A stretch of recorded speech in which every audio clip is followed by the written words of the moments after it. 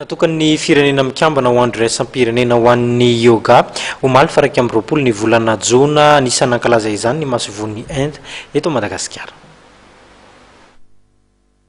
Ny yoga izay fitaizam-batana no fitaizana ara-tsaina dia fomba fanotranainy.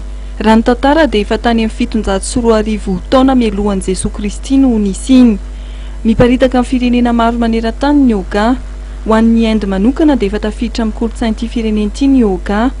Taorian'ny fangatahan'ny praiminisitra indiana Narendra Modi ny volana desambra 2024 kosa no neken'ny fivoriam-be fa 720 ny firenena mikambana fa andro iraisam-pirenena ho an'ny yoga ny faha 20 jona.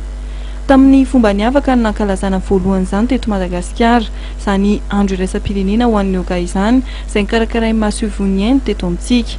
Tetsy amin'ny Bisakoron-drano ny famin'ny fotoana ireo mpanao yoga indiana sy malagasy. Tena hoe tombotsoa ny azo amin'ny yoga zany indrindra ho antsika tanora, eo koa zany ny mahazo azo taona ho an'ny vehivavy dia anisany tena manampy amin'ny fahasalamana izy io satria raha manao exercice zany na manao zavatra atao amin'ny yoga dia manampy manala sorisory, manampy ny fahasalamana.